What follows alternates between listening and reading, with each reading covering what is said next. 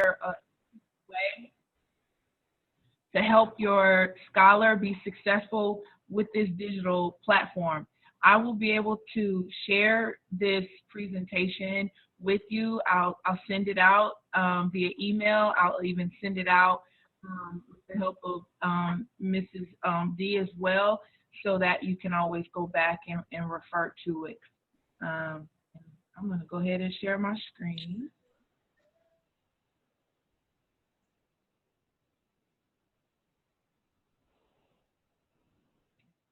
I will be using Nearpod.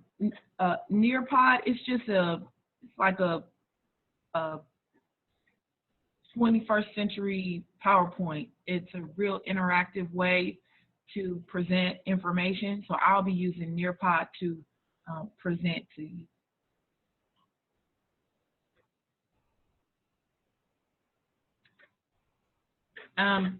You know, realizing the state that we're in, our students are now having to move into a 21st century learning space. It has come to the reality that this is the norm. Our students are having to be self-directed learners. Our students are having to be globally aware of issues that surround them and how they connect to their own lives, how it connects to their community. They're having to be problem solvers. They're having to be civically engaged. They're having to be innovators. Shout out to Mr. and Mrs. Smalls for adding the entrepreneurial piece to A.C.E Academy. They're having to be financially and economically literate. These are the characteristics of a 21st century learner. And we've arrived at that moment where we have to grow and cultivate our students into all these attributes. They're having to be critical thinkers. They're having to be socially aware of all the different types of media. So Google Classroom is that bridge to all these attributes. And so to help your scholar be successful, I'll teach you some tips and some tools. We'll go through steps on how to use Google Classroom.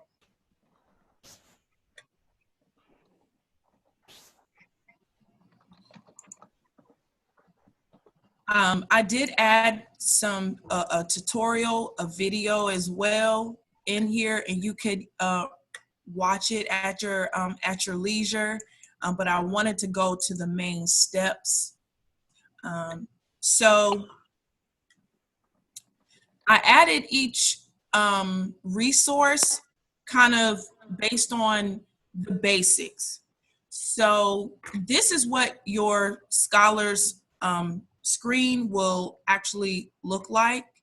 I will actually go through the steps just to kind of show you what you should look for and what your scholar is actually looking at every single day when they're in online for school. So the first step is you open up your scholar's Chromebook.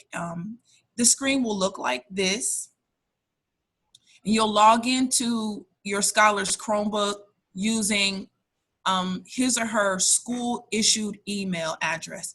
We noticed even in 5th grade, our scholars were using their personal email addresses and they won't work. For safety reasons, they won't work, and for compatibility reasons, everything is linked. We are a Google Classroom, Google Suite, all the Google tools, we are using them. And so their email is set up as a Gmail account. So I'm going to show you what that would look like. So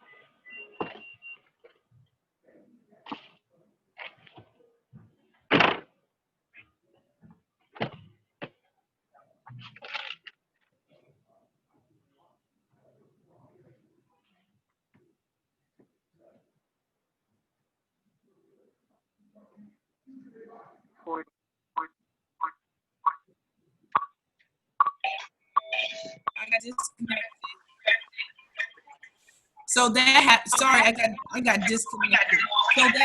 So that'll happen as well. Um,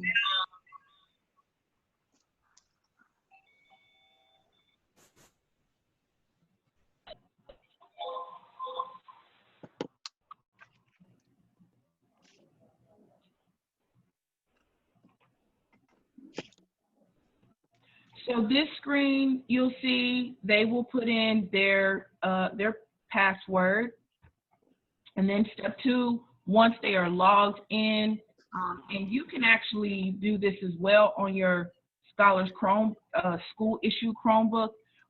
We hope that everyone is using the school issue Chromebook. It just makes it so much easier because the Chromebook is it's connected to the Gmail platform, all the Gmail, the Google tools.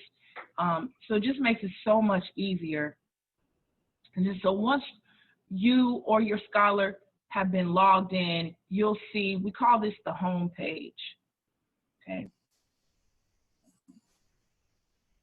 I'm gonna see if I can.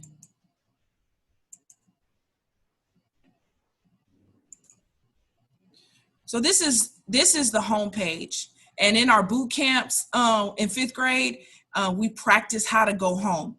Students always want to go home, okay? The next step is they look for this symbol. We call this the waffle. It's a 9-dot image or icon or symbol. A lot of students are using the task bar, the internet browser. To make it so much easier, we use what is called the waffle. So the waffle, as I'm clicking, it has all of their tools. Most of these we don't use. The most common ones we use, of course, Gmail, Drive, Google Classroom, and Docs. We also use slides, but those are the 4 main ones, and I'll show you that as well. Okay. So step 3, let's say the student has not gone to Google Classroom for the first time, okay? I'll show you how the student would actually log into Google Classroom for the first time. I'm going to go back to my home. This is home. This is my internet browser. We do suggest that you use Google Chrome, Mozilla, Internet Explorer. They aren't the best. So it is recommended that you use Google Chrome as your main internet browser. So I'm going to type. You can make your own food?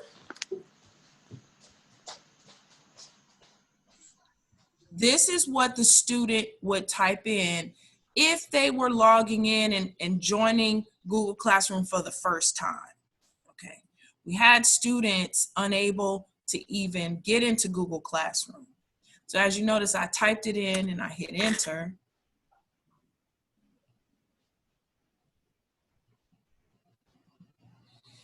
And then notice I have all of my classes here, all the classes. This is called their dashboard, okay? Mine, of course, is the teacher side, but the student side is just the same way.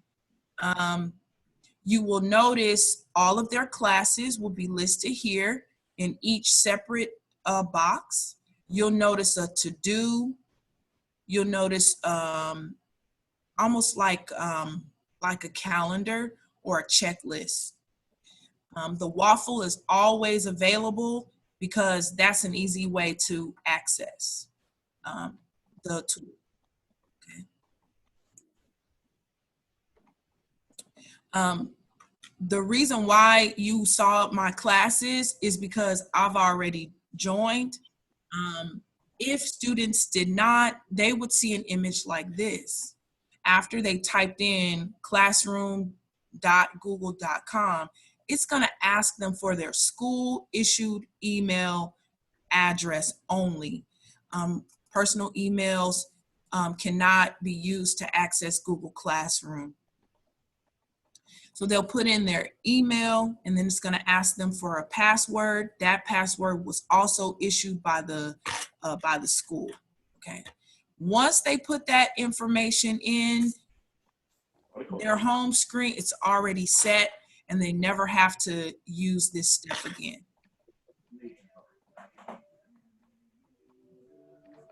All right. So this is what the student's dashboard would look like. And I'll go back and show you again.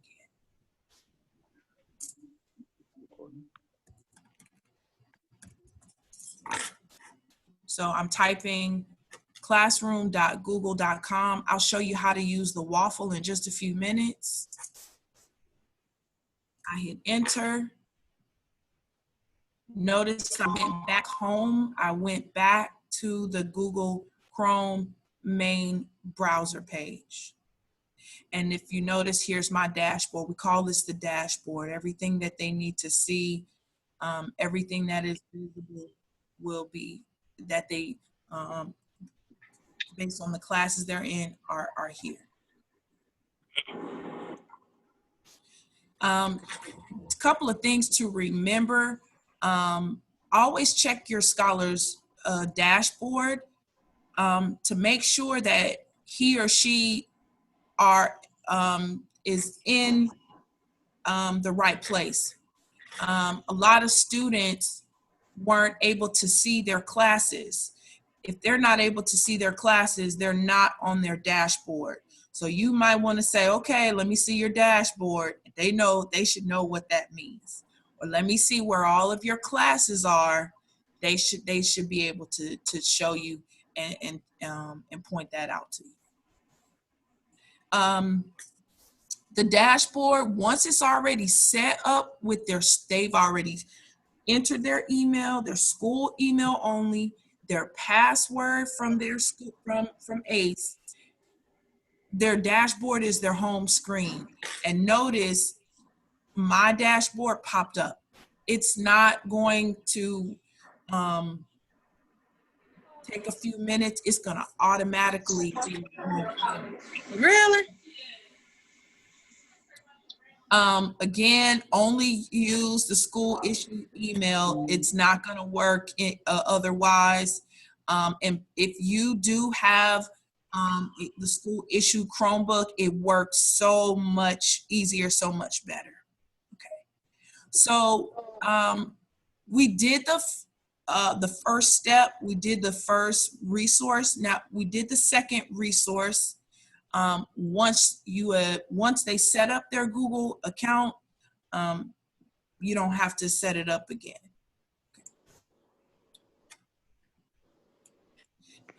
Always just check to make sure that they are in Google Chrome, not in any other web browser. So this is just another way of checking to make sure that they're in the right browser as well.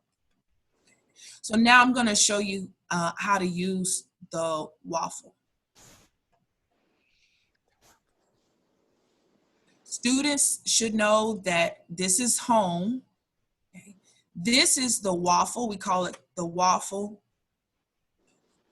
Notice I don't have to type anything. Students should not be typing anything in the web browser box. They should be using the waffle. So I clicked on the waffle. Okay, I'm a student and I'm clicking on the classroom icon. And again, my dashboard comes up. So those two easy steps, I go back home.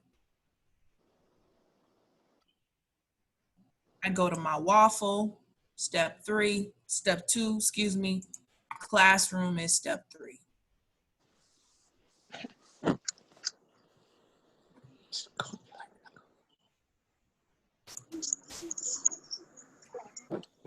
So I added some images. So when you are sitting with your scholars at home, you could see what they're seeing, and they should be able to see these images as well, to let them know and let you know they're in the right place. This cat and sparkle food. Here's some things to remember for the second resource of how to actually use the waffle and how to use the home page. Always check your scholar's dashboard. That's called the home screen. Use the waffle to go to Google Classroom instead of typing it. A lot of students are they're just typing into the browser box. They don't have to do that. Always check to make sure that Google Chrome is the browser, that they're not going into Internet Explorer, because that sometimes may happen, and they're using their school issue email as well. Ms. Smith, can I interject briefly? Yes. Yes.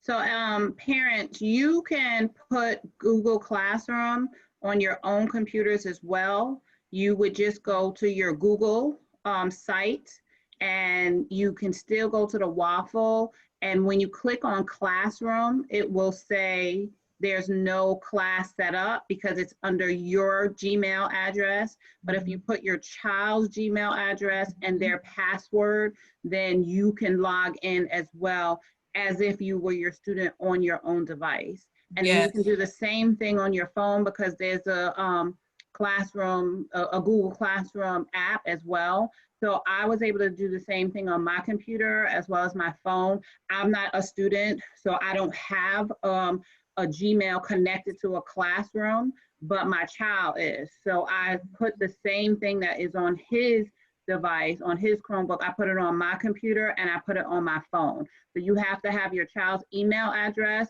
and your child's email address password. Once you have that information, which you should have because your child has it because they've been using it, and if for some reason you don't have it, just call the school on Monday and we'll give it to you. And then you can set up the same thing that your child is seeing in class. You can be a student as well. Yeah, that's an excellent point. I did add a video to this presentation that will walk you through actually how to put in that information so that you can go in just like you are the student using your scholar's school email and password. But yep, you could put it on any device, iPad, tablet, any device you can access and put Google Classroom on. So now I'm going to show you how to access the class page. I'm using the teacher side. I want to actually use the student side. So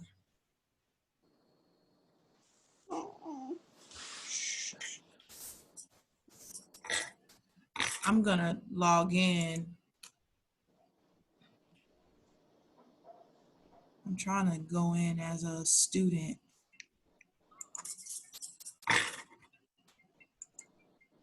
Let's see. Miss Smith, I can always go in too. I have my sons if I just Okay, have rights. yes. Okay, yes. So can we use Sure. Miss D, can you slides? give me shared screen rights?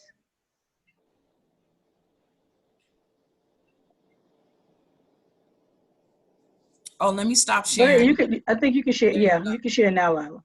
Okay, Okay. my lights went out. Excuse me. Hold on, let me just bring it up.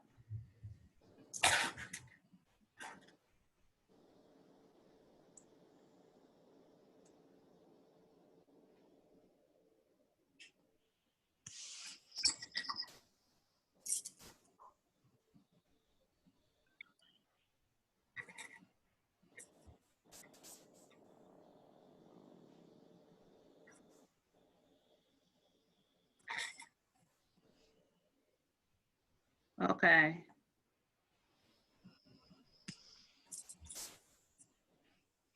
Can everybody see it?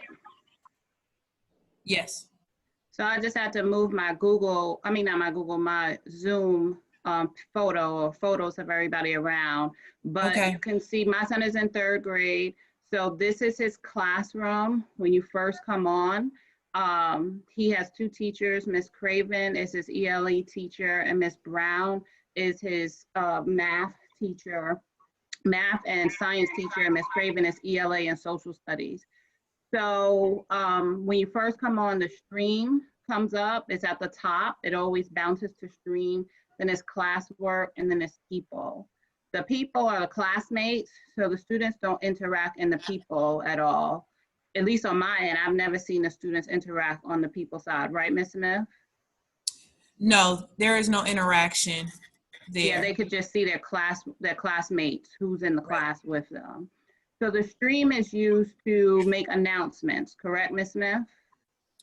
Yes. So the stream, I call it like it's like the front page of the newspaper. It's like the headlines, top stories, editorial, like everything is there. It's bunched up. It's not organized. The most recent posts, comments, announcements are at the top, and the oldest announcements are at the bottom. We strongly suggest the students not use the stream to look for assignments because everything is there. It's not organized, it's not categorized. If you notice on the left side where it says upcoming, you always want to check that box. That box will show you upcoming assignments, and it'll also show a due date. You could click on view all. You click on view all, Ms. Sure. And your scholar's profile, I call it the academic profile, their work profile will pop up. Notice you will see all of your scholars' assignments on the left. They are titled. Go upstairs. Mr. Jaquez, can you mute? Depending Smith. upon, oh, okay, depending upon your scholar's teacher, the assignments are titled based on their discretion. Some teachers will list them according to homework, classwork, assignment, etc. So the thing is for students to be able to just read and navigate through the list of assignments that are posted based on how the teacher has labeled them. If you Ms. see, Smith, let me interject. yes. So parents, this is where this is a great resource for you. I'm speaking for myself because if you don't see, there's a big red missing right here. You see this? It says missing. So missing. So this was what he was doing yesterday. And he wasn't with me yesterday. He had remote learning at his grandpa's house. So we will find out why is this missing, and we will do it over the weekend. So parents, utilize this where it says assigned, turned in, or missing, so they can make sure that they stay up with their work. I'm using myself as an example, but thank you, Ms. Smith. You are so welcome. I love it. I love it.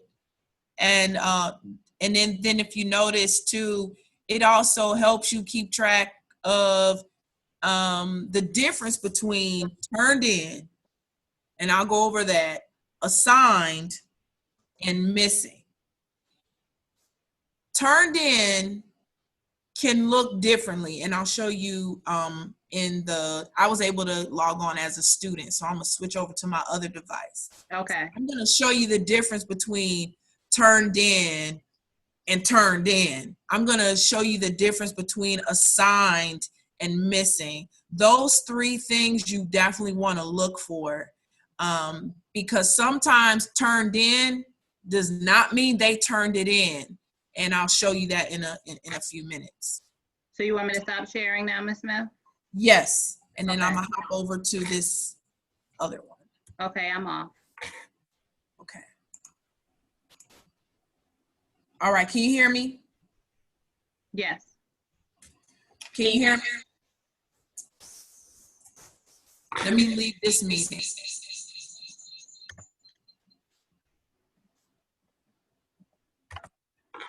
All right, how's that? Is that good? Can you hear me?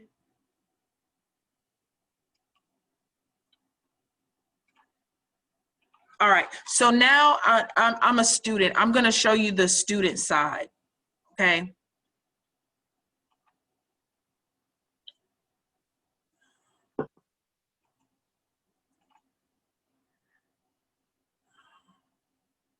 Sorry, I have so many tabs. All right, here we go. And I have to move my tool up here. So this is my dashboard.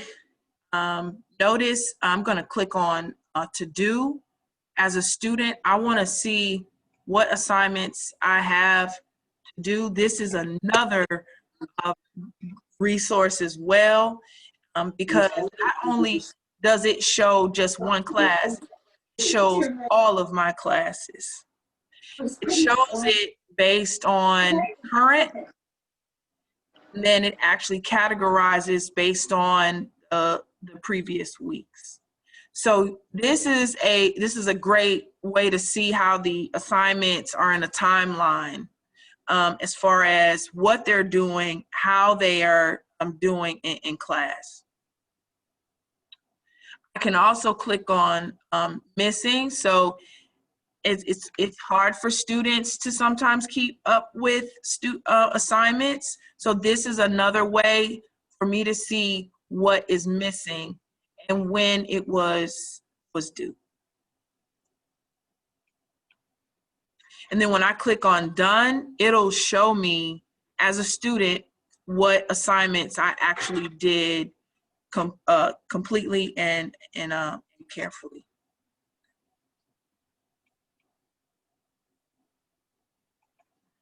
So I'm back on my dashboard and I'm going to go to math.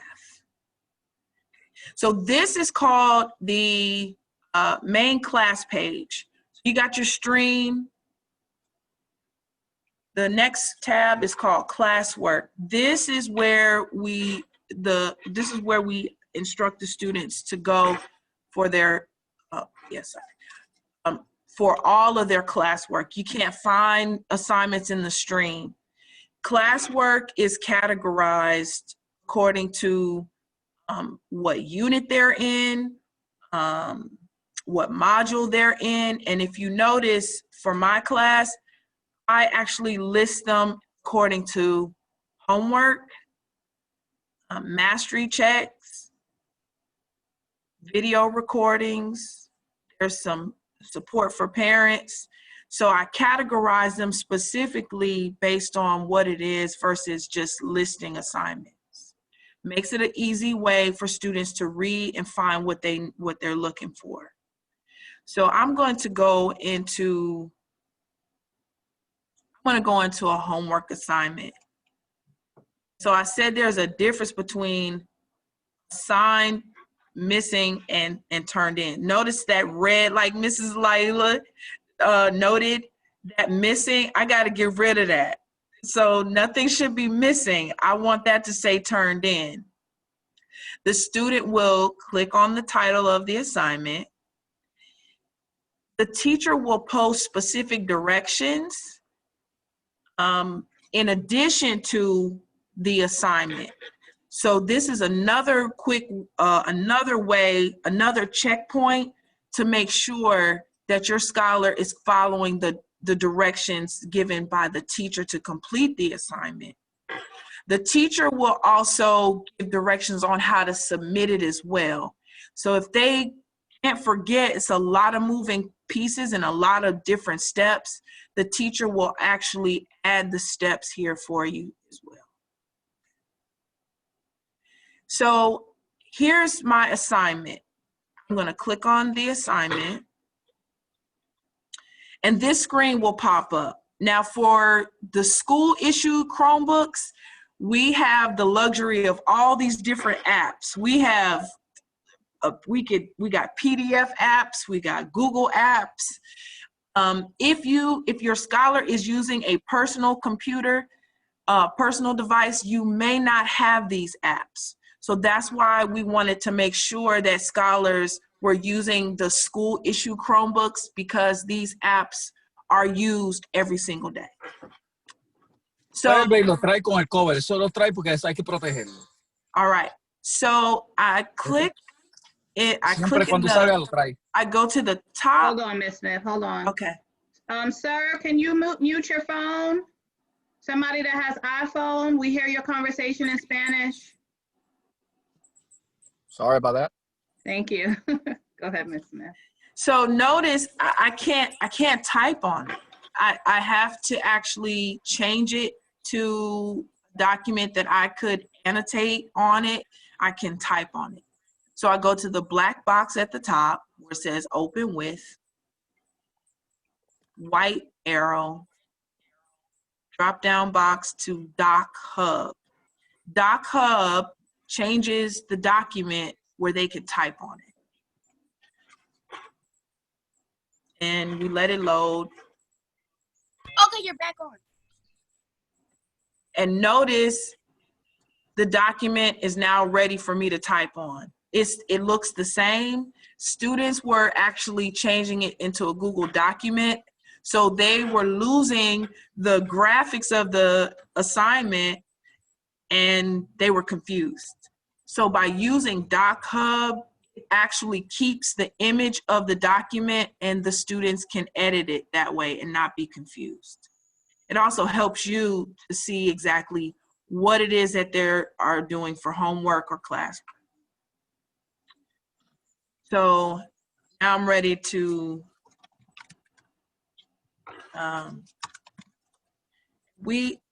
fifth grade actually practices in our boot camp. We did a really good job too, practicing how to use these digital tools. This is a really good tool because pen and paper is obsolete now. Everything is digital and everything is online. This is what your scholars should be doing. What scholars are doing is they are not typing or they're not changing the document, and they're just turning it in. So that's why you always want to make sure that you see that they are actually typing on the document. So, Ms. Smith, can I interject? Yes. We had a parent, she put in the chat that she doesn't, it doesn't allow her to use Doc Hub. I did ask her some questions in the chat, but I just want to bring it up because my grade, they don't use Doc Hub, but he does have Google Sheets.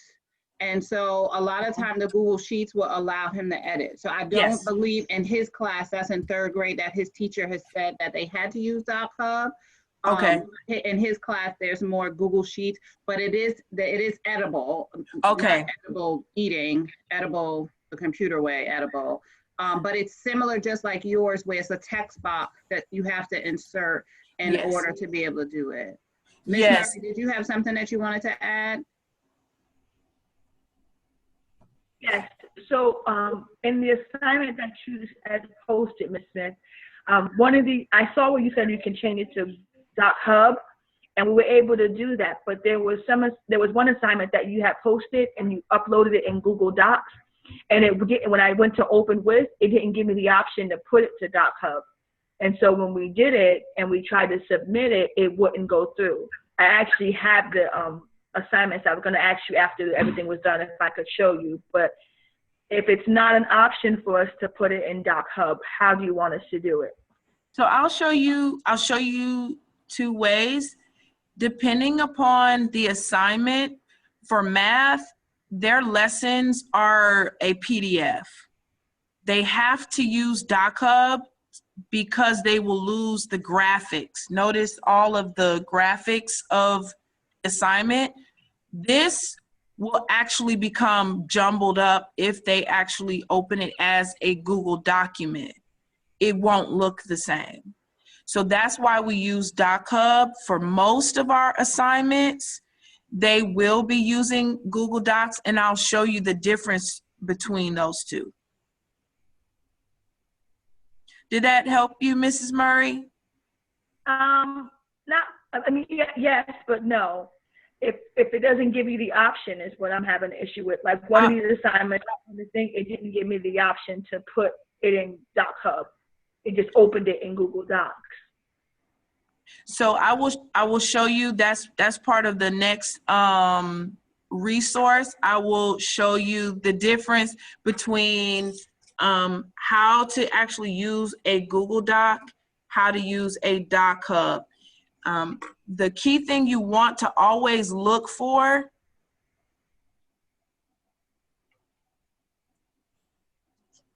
let me move this down.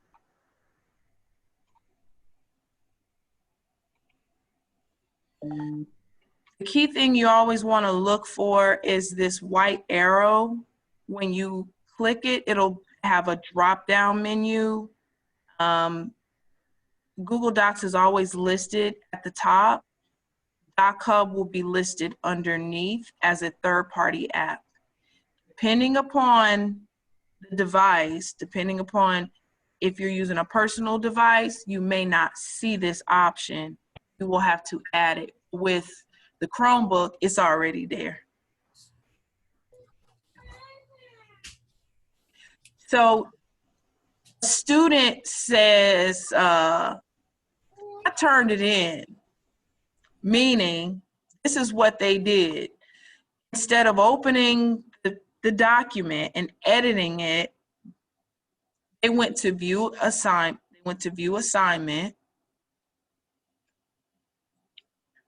and notice when they click on view assignment, all the steps are there again. All the directions are there again. They can't miss it. Students are actually just hitting the turn in button. Excuse me, sorry. It's okay. Students are actually turning in blank assignments. And how you would know is you look for 2 assignments in this white box. I'll show you how students are going to submit. If you see one, like if you see this, they didn't do the assignment. They're just turning in the original one. So it's important that students actually click on the assignment. They open it up as a Doc Hub or Google Sheets, something editable, and that way they can make sure that their assignment is complete. Otherwise, it's gonna be blank. They're gonna say, but I turned it in. Yep, you did, but you turned in a blank assignment. So I'm gonna show you what that looks like. So I'm gonna go back. So I'm here. Okay, I'm ready to turn it in. I'm not gonna do anything else. I'm just gonna hit that blue button. By hitting that blue button, I don't see the assignment that I edited that I actually typed on. So I'm gonna hit turn in.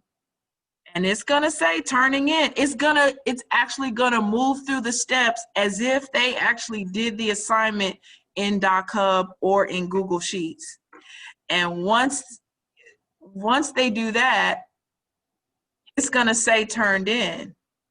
But notice there was no assignment that they did. So those are some checkpoints you definitely want to look for. I'm gonna show you actually what it looks like when a student actually opens the assignment, types on the assignment, and saves it.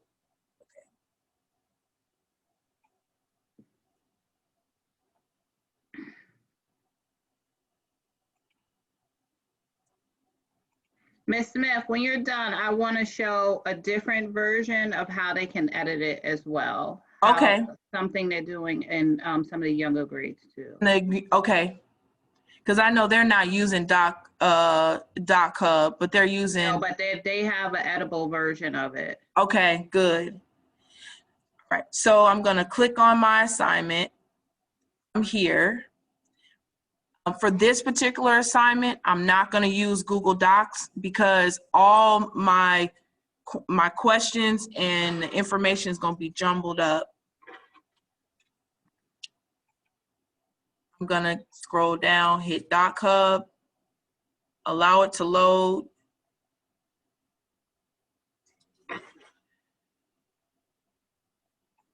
Use existing, and then I'm gonna just finish typing.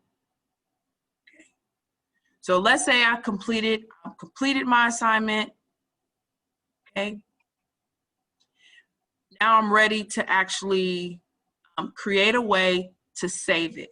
All of their work is saved in their computer. It's saved to their drive. Their drive is kind of like an extension of their textbook. Like it's like their notebook. All of their notes, all of their homeworks, all of their class works, assignments are there. So you go up to this arrow, you click on it, and I have the boot camp. It's $49.99, and you can have access to it. Cash App, debt-free 2017. So anyway, I do have I have two boot camps for you. They are in video. No, I'm just playing. You don't have to purchase them, but I'll share those with you. So you click on the drive. You click on export to drive. I got in there. So you click on download. Click on drive. Click on export to drive, and actually it'll save it. It'll save it to their Google Drive space. Remember, Google Drive is where all of their assignments go. They don't go away, they're saved, so that if you ever want to look back and see what they have been doing day to day, it's in the drive. So like I said, as a 21st century learner, these are the norms now. This is not, a temporary platform. This is the way to go. So now I'm ready to go back and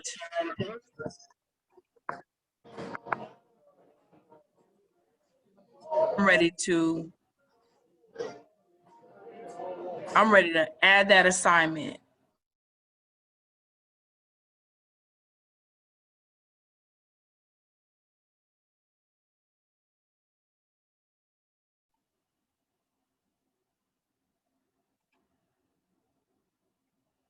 So I'm going to this classwork.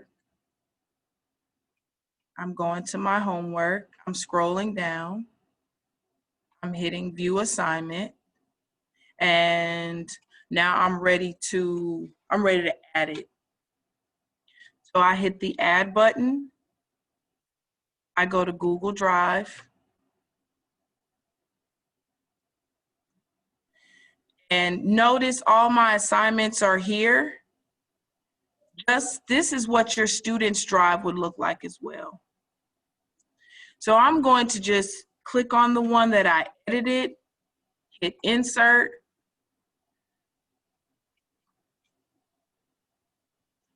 And 2 assignments should pop up here. Okay. Once those 2 assignments pop up and you hit the turn in button, you should see 2 assignments here. You hit turn in and you're done. So the key thing for this step is you'd look for 2 assignments. If you only see 1, they didn't actually type on the document and they didn't attach it. So I can stop here and take any questions, Ms. Laila. We do have some questions, and then I'll just show a different version of the view once you stop sharing the screen. Okay. So Ms. Taylor's question was, she has an 8th grader that was 3/4 complete. It was lost somehow. All answers were gone. Is there any way to retrieve if it was saved? So it should have saved in his Google Drive. Yes. If I'm not mistaken, but then that also is contingent on how it was opened and how it was uploaded. So yes, if it's opened up in Google Drive or in his Google Classroom, it should save in Google Drive, but if it was opened up in a different platform, it may not be guaranteed that Yeah. it's saved. That's Ms. correct. Porch, since he's in 8th grade, do you have anything that you can add to that from a 7th, 8th grade teacher perspective? Um, I'm here. Good oh, morning, hey, everyone. good morning. No, I actually sent Miss Smith a private message. I think she's doing an amazing job. Actually, she's teaching me a couple of things too, because we have spent quite a bit of time over the last, I'm sorry, I'm on another group chat, I apologize. I've been spending quite a bit of time in 7th and 8th grade this week, just kind of walking our students through. Some are moving through rather quickly, and then there are others who are still struggling. And I get it, because this is new to a lot of people, or the fact that we use it on a consistent basis. So I think she did an amazing job on today, sharing and showing exactly, because that's been one of my thorns in my side, is submitting things that are blank with no attachments. And so we spend a lot of time going over this. Just hitting the button doesn't make it disappear. The assignment still needs to be completed. So amazing job, Ms. Smith. Thank you so much. Oh, thank you. And I'll share this because it's all in the steps of the resource. And so, like Mrs. Laila was saying, that's another checkpoint, parents, to check their Google Drive.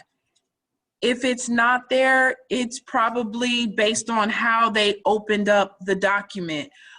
So that's why when the assignment is given, we emphasize, make sure you are in Google Docs, or make sure you are in Doc Hub, or make sure you're in Google Sheets, because it will save. Google Docs will save automatically. Yeah. So this is an example of my child's morning work assignment. So it was posted in Google Classroom. On the left, it has morning work here. So when you click on it, it comes up as a teacher pay teacher document, and the teachers are using this, but the access code is already in there because I'm signed in under him. So it's pre-programmed in his Chromebook. So I'm signing in as if I'm him. So it should already come up, and I hit enter, and then his assignment comes up. So similar to what Ms. Smith was saying, that you can't type on the actual document, I'm clicking and moving around and I can't do anything. But up here at the top, it has a text box. So it allows me to put in a text box, and I can put his name, and then I can move the text box wherever I want. His assignment, this is an ELA assignment to make sure he knows what the main idea is. So it said, read the text below and underline the words. So what he would have to do is go back up here where they can highlight, if they can't underline, so they could highlight or select. And once he would do this assignment, then up here he has the turn in button. So once it turns in, they'll automatically get it. So it looks similar depending on where the teachers are generating the assignments, how they're uploading the assignments, and what resources they're using for the assignments. But when I scroll down here, then I can actually type in. So I didn't have to do anything there. It already had a pre-populated box for me to do it, but then up here it didn't. So I had to use the text box that's up here. Some assignments he's had where it will, he will have to click on it and it'll be the teacher's assignment. I don't have an example of it, but up here in the top left-hand corner, it'll say make a copy. And you have to click on it and it makes a copy. It makes his copy. What the teacher has posted is the actual copy of the assignment, but for him, he has to click on for him to make his copy, and then it automatically will save in his Google Drive as his name and the whatever the assignment is. So I encourage parents to go into your child's Google Classroom. Don't be afraid. You're not going to mess their Google Classroom up in any sort of way. Just go in there and just explore. My child's in 3rd grade, so he doesn't have all those classes. He has one class, but it's essentially 2 teachers. So versus Miss Smith, when she was at this homepage, she had a whole bunch of classes. In third grade, they don't have that. So you click on the one, and then here's the streaming tab, which is the announcement, and here's the classwork tab. And then over here and under the classwork, it's broken down by the actual classes. So this is how I kind of learned, so I can understand what is going on and how can I support him. And I don't do it every day, but I do it every couple of days, or definitely at least once a week, where I'm going in to check on his work. And it definitely opens up good dialogue, because now I know what questions to ask. In the past, Yes. it would just be like, how was your day today? Oh, it's fine. And that's all I got. But this time I can go into the work and say, oh, I see that you read a story about seals. And then now we're having a conversation about what he learned in seals, because I was able to basically sneak in his classroom, because that's what I did. And got a little bit of detailed information. Right. And now we can have a full dialogue on what's going on with you in class. Yes. So, Ms. Mack, our coach, and Dr. Reese are working on a parent part, and I'm not sure if the parent part will be up here next to the people, but there is a parent part where it does summarize your child's work for the week, and she's using me as a test launch, so hopefully in the next few weeks we'll have a tab that's just for parents, and then it can really streamline even more what your child has been doing during the week. Yeah. Mrs. Layla, can I share my screen quickly so they can kind of see? Sure, I jumped off. Okay. So the connection between the Google Classroom and the parents is there. Of course, this is your student's class. However, you can actually have your eyes, on what they are doing. And so you will receive an invite. I'm going to move over to my teacher side. When I go to people, so notice I've already invited my parents. I had to use the parents' email. That invite was sent to your email and you just reply. Once you reply, you can choose to receive daily summaries of their work, and literally the summary will look like this. It'll literally look like this. It'll literally show assignment. It'll show the directions that the teacher gave. It'll even show any attachments that any attached documents or any attached resources that the teacher provided for that student to complete that assignment. So literally, you're almost like you're in the class with your scholar by receiving those summaries. You can also receive them weekly as well. It will give you the option to choose, and I'll be more than once we get that launched, I'll be more than happy to help parents navigate how to actually check those summaries and how to reply. Another thing too, you get progress reports. So we can actually send, in addition to PowerSchool, Google Classroom can actually send you a report. So everything is in real time, real data, day to day, letting you know how your child is doing in their class or classes.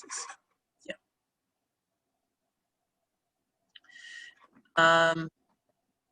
The last thing, and this is all, I will share this. I'll share this resource with you in case you need to go back and look at, okay, exactly how did my student, how was my student supposed to add their assignment or use Google, use the PDF, the Google Doc. Ms. Murray, I wanted to show you what the assignment would look like if it was not a PDF, because you mentioned that as well. So most of their assignments for you know, from 5th grade are PDFs. Okay. I'm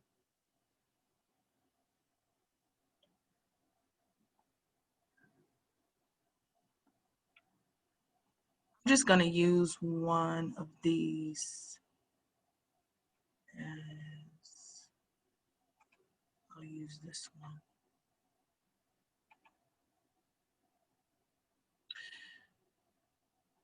So what if a student opens it as a Google Doc? It'll look like this. Excuse me, I don't mean to cut you off, but I have a question right quick. Yes, ma'am. Because I'm standing here, I'm Nakara's mom. I'm trying to get on the Google Classroom on my phone. And he's telling me that if I log in up under him, that it'll kick him out when he's at school. Is that true? No. No. So I can be up under him at the same time he's in school and see everything that he's doing. Because my job, since I work in the back room, I can log on anytime and look at him anytime. So that's what. Okay, put me in up under You you. won't see him. You won't Okay. necessarily see your son, but you'll see the assignments posted by the teacher. Yeah. That's what I need to see. Mm-hmm. Up underneath my name, right? Yeah, she He's has to sign in through you. Yeah. Okay. All right. Thank you. Go ahead. You're I'm welcome, sorry. Ms. Parson. No, that was a good question because a lot of parents may and family members may have that same. They may have that same idea that only one login at a time.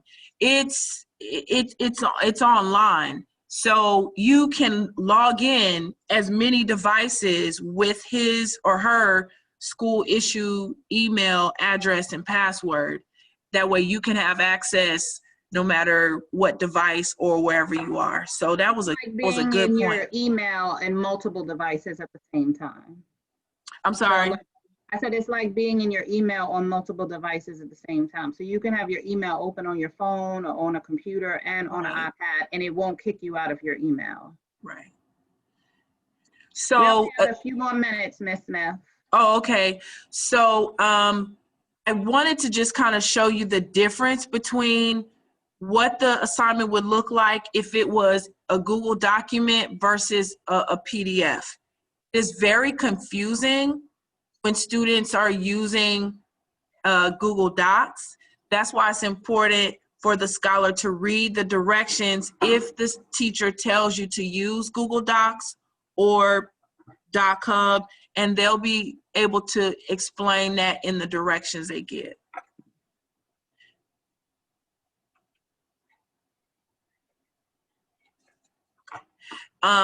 As far as adding the mobile app on your phone, if you are a team Android or if you team iPhone, I added quick steps to this, and I'll share this out to you. There's also a video that will walk you through how to add it on your phone.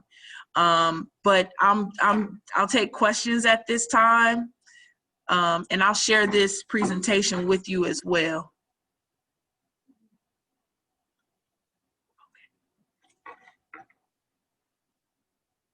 I'm gonna stop sharing.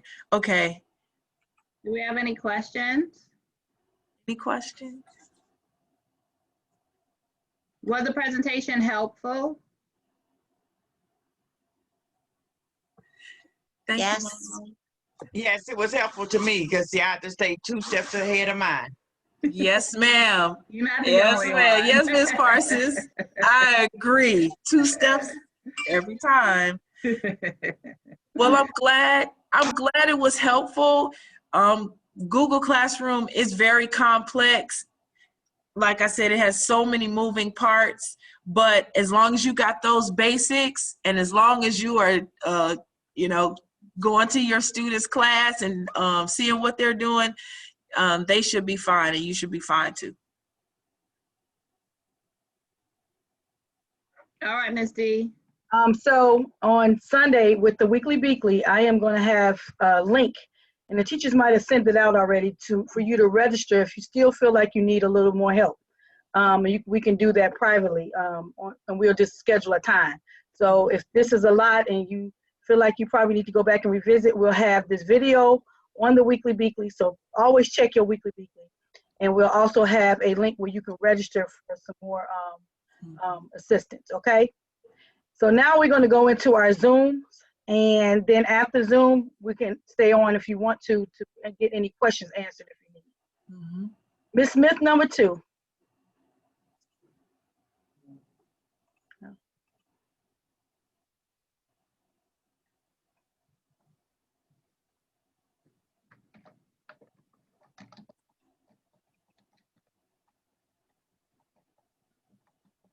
Second. Okay, good morning, everybody. Good morning. Okay, so I'm just gonna do a quick Zoom tutorial basically, but I will say that I do think that we've already, half the battle is over, just the fact that you're here, you know, so you've already gone through a lot of the basics with Zoom, going through the invite, but I'm just gonna do a quick, just like a quick presentation, just in case there was anything that was, you know, that was missed. All right, so again, welcome ACE Academy Charter Parents. All right, this is essentially the first step. A Zoom invite there be 2 versions. This is a version where it's a calendar invite. Regardless of the version that you get, you're always going to click the Zoom link that's in the invite. You might also see a Google Meet link as well, but that won't be the link that you'll click. Just click the Zoom, the Join Zoom meeting link. The participant list may be hidden. That's up to the host to control. The meeting ID and passcode will also be in the invite if you need it. But normally when you just click on the Zoom link, it takes you right into the Zoom meeting. So this version of the Zoom invite is the calendar invite. And this is a version that was sent just via directly to an email. So again, it's still the same. It has the same information. Again, it's just a simplified view, excuse me, if you will. Now, a couple of things will happen once you click on your link. This essentially is your opening permission box. And I'm sure everyone saw this when they clicked on the Zoom link. Some other things may happen once you log in. You may see, please wait, the meeting host hasn't opened the room yet. Just hang out for a little bit. Basically, you're early. So whoever, in this case, the teacher and host is interchangeable. So in this instance, the teacher hasn't opened the Zoom meeting yet. So this will be what you will see. Now, on the teacher side, this is what she will see, she or he, excuse me, will see. So if you see right there at the bottom, it says Kay has entered the waiting room. Like, let's say if you log off an error and you sign back in, the teacher may be in the middle of presenting or talking, answering a question. So you may just see the waiting room. Just hang out for a little bit, and as soon as they're able to, they'll admit you. But this is what it will look like on the teacher's end. So I just wanted you to see that. You'll see the other one waiting for the host to admit. Okay. Sometimes you may want to do audio. To be honest, I've never done an audio check when joining Zoom. I just go directly in and I don't have any issues with audio. But let's say you just want to make sure that everything is set in the beginning. You'll have your join with computer audio option, test speaker and microphone. So let's say if you test speaker and microphone, it'll take you through a couple of steps, which will start with this one. Do you hear ringtone? You actually will hear a bell ringing back to you. So if you do hear it, you click yes. Then it moves on to speak and pause. And do you hear a replay? You actually do speak, and then it plays it back to you in your voice, no distortion, just the same volume that you utilize as well. And then assuming that everything is okay, everything checks out, you will now see the all set option. This is the other view that you will see, which is the join with video. I always set it, I leave it on preview actually, so that I can see what everybody else will see. It allows me to adjust my camera if needed. So I always ask for a preview to be done, the dialog box basically to show all the time. There is a join with video and join without video. Again, because essentially this is a classroom, it's just a 21st century classroom, you always want to join with video. I know here in the Zoom meeting today, we have some people on video, we have some people that are not on video. You know, it's Saturday, some people might be cleaning, multitasking, cleaning the house and cooking and doing a whole bunch of other stuff, and we don't want anybody to see that. But for your, your children, you always want them to join with video. So again, the teacher is able to see them, their other classmates will be able to see them as well.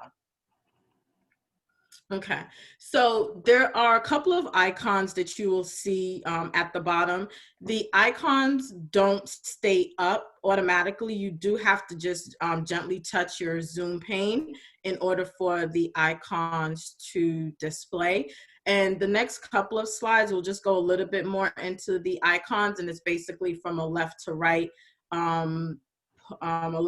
point of view. But the icons that you or your child will primarily be using is the mute and the unmute options, start and stop video, participant, chat. And with the chat version, when you do a chat, you'll be able to speak to a specific person or speak to everyone.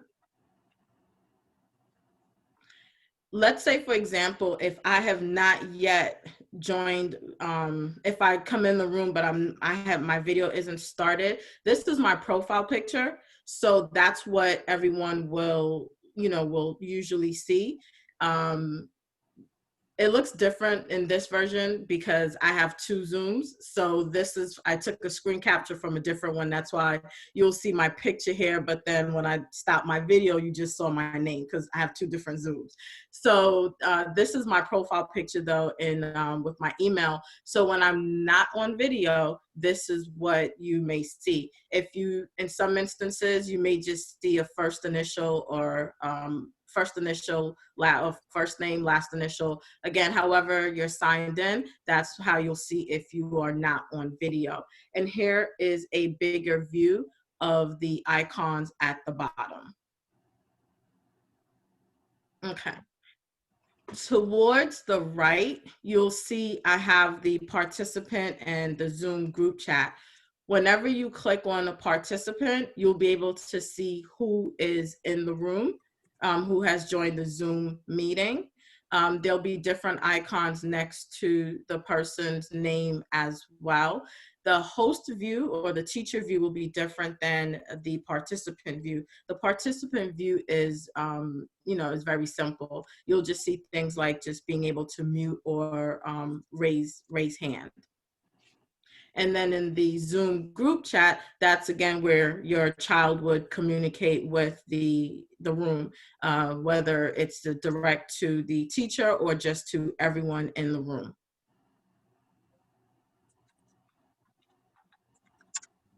Okay, so I wanted to show this one because one of the things that I have seen in some Zooms is that the participant activity is a little bit different. So in the previous slide, the participant activity, you just had invite, mute all, and raise hand. But in this version, there's a few more options with raise hand. You see yes, you see slower. You see yes, you see no. So like, let's say if this is the participant version that pops up, like let's say if the teacher asks a question and your child can respond, with yes. If they just need to raise their hand because they need to ask a question, they can just click the raise hand options, go slower if needed. And then you'll see I have highlighted here more. The next slide is just going to show what would be seen with more. But I do think for the most part, you will just see a very simplified version where it'll just have the mute and the raise hand portion. So When you click more, these are the other icons that will show. Thumbs down, thumbs up, clap. You see the coffee cup, and then you see the clock. The clock is basically away. So let's say if this is the version that that you do have, if the child goes to, let's say, steps away because they're going to go to the restroom, they can just do a clock, and then the teacher or host will see that they're not there at that moment. This again was just another view. If you notice at the top, it says speaker view. So there are two views, which we're just going to go over very quickly that you will see. There is a speaker view, full screen, as well as a gallery view. So if you give me a second, which we're going to go over in just a second, but I just wanted to touch on reactions. Reactions is a little bit different than what you'll see in the participant chat. With the reactions, it's just two things. It's just a thumbs up and a hand clap, and it actually just shows for a few seconds on the window pane, and that's essentially it. So in this screenshot, I just did the thumbs up option just so you can see where it does show on the window pane. Both options will show in the top left. And again, it's just for a couple of seconds. So as I was mentioned before, that you will see some different options with the speaker view and gallery. The speaker view allows the speaker's pane to enlarge. So let's say, for example, in a room like this where we have quite a few participants, if you just want the speaker to be highlighted for you, when you are in a speaker view, everybody else basically lines up on top. And then the speaker, it changes based on whoever's speaking at the same time, but the speaker pane does come forefront, if you will. When you do a gallery view, and again, it's limited here with these screenshots because it's just like two people in the meetings. But when you do a gallery view, if you notice at the top right where it says gallery view, it basically looks like a pane of like different circles. That's essentially how it will show for you. It's just everybody's basically will show on the screen, on the same screen. Sometimes you can even see where you have, like, you can keep going in terms of, like, let's say second gallery view, third gallery view, depending on how many people are actually in the meeting itself. One of the things you'll also have the ability to do is control your Zoom screen. So in this example, we have where I am in a full screen. So now let's say if I need to make my screen smaller because I want to see the chat and the participant window at the same time that I'm seeing the Zoom presentation, I can just exit full screen and it'll show everything on the same page, on the same screen, if you will. And then you can just go uncheck it, and then it'll just take you right back to a full screen option. This is, again, just another example of the screens with the different chats. So just a couple of things that I do want everyone to remember. You do not need a Zoom account to join a Zoom meeting. The links are always in the meeting invitations if you do need them. Your kids are probably just as nervous as you are. I know this is a new experience for a lot of people. People probably didn't hear about Zoom too much until sometime in March. But trust me, your kids are just as nervous as you are. It's a learning experience for everybody, and that's the important thing to remember. The other super important thing is you do have support, and I think today definitely shows that as an example. Everyone wants you and your child to succeed at this, and most important, you got this.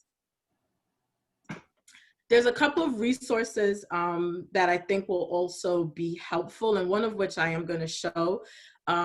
This was a video that it's super simple. I'm going to actually show this one on parts of a Zoom screen, but if you have YouTube and you just search the name Titzer Alma, you'll be able to see this video that comes up. And the other person, this gentleman here, Ben Finio, he has a bunch of videos on YouTube as well, where you can definitely do, just kind of view some Zoom information as well in your own time, if you will. But I know sometimes, especially if it's your first experience with this, it can seem a little bit overwhelming. And sometimes you just need to take a deep breath and, you know, just figure out where to go, get your bearings together. These, I think, are two really good resources that are super friendly, that you can also utilize on Zoom, YouTube as well. If you give me 1 second, let me just pull up the video for you.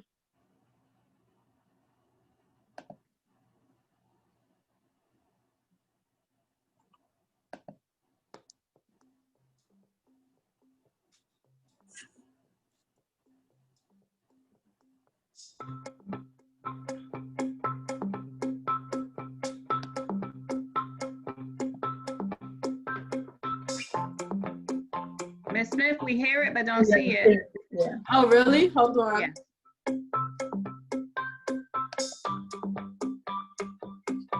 Give me 1 second. Okay, give me a second. Let's see what happened with the video.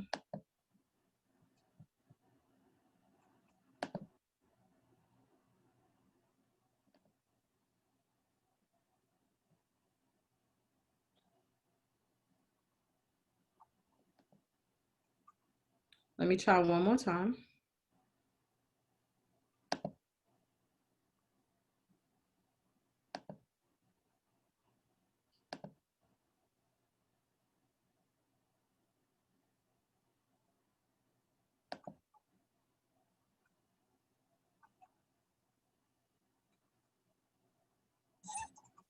Are you seeing it now? Mm-hmm. Okay.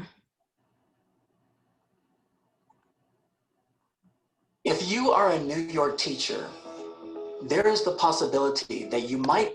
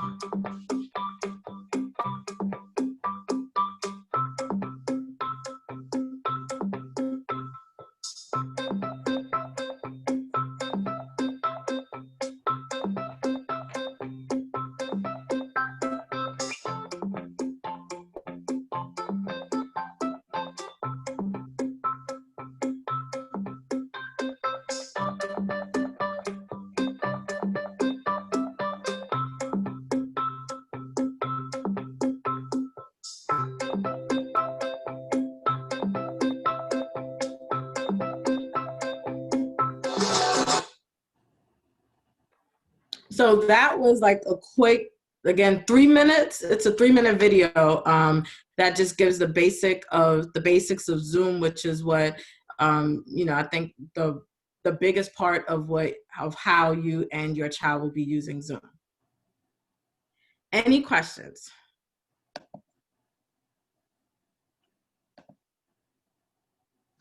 Thank you, Ms. Smith, number 2. Okay.